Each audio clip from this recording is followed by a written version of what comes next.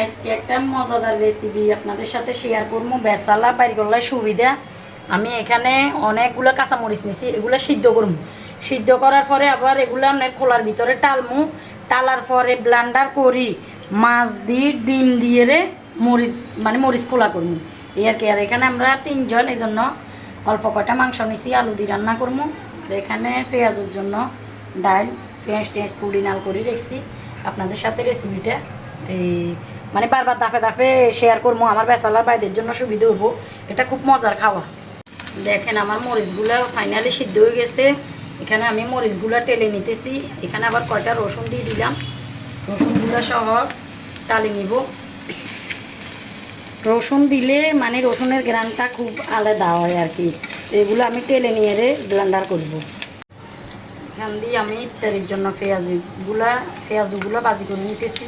আপনাদের সাথে একটু শেয়ার করি। আসলে আমরা যদি এগুলো শেয়ার না করি তাহলে আমরা ব্লগ ভিডিও বানাবো কি দিয়ে, সেই জন্য শেয়ার করতে হবে। আমি বেসনগুলারে আপনার বাইগুনির জন্য এখানে চালের গুঁড়ি নিছি, বেসনের গুঁড়ি, তারপরে হলুদের গুঁড়ো দিলাম।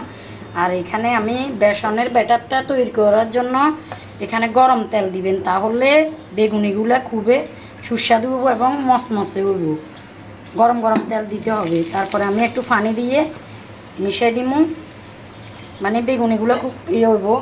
তারপরে এখানে আমি কয়টা পেঁয়াজ দিব, কাঁচামরিচ দিব। দেখেন বেগুনিগুলো আমি এক একটা করে এভাবে ভাজি করে নিই।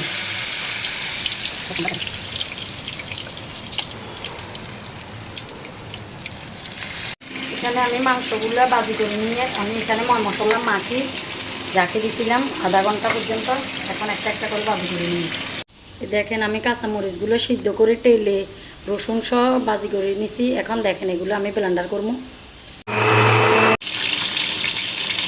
আমি আলুগুলোরও হালকা এভাবে ভাজি করে দেবো। আলুগুলো ভাজি গেছে, এখান দিয়ে আমি মাংসগুলো ভাজি করে নিছি। এক একটা করে তুলে নিয়ে এখানে যে আমি কাঁচামরিচের ইয়াগুলো ব্লেন্ডার করে রেখেছি, ওগুলোর জন্য পেঁয়াজ কষা নিতেছি। এগুলো কষানি হয়ে গেছে। এখন আমি হলুদের গুঁড়ো দিয়ে দিচ্ছি, জালের মরিচের গুঁড়ো দিয়ে দিচ্ছি। মাছ রাখছিলাম 3 টুকরো মাছ দিছি। মাছগুলো কষানি হয়ে যাবে, তারপরে যাই মরিচ বাড়াগুলো দিয়ে দিই। মাছগুলো একটু কষানি হয়ে গেছে। এখানে আমি মরিচ ব্লেন্ডার করে রেখেছি যে এগুলো দিয়ে দিতেছি।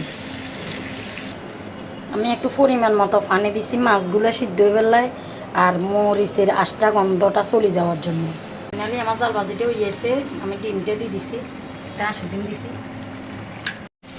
এখানে বুটগুলো ভাজি করে নিয়ে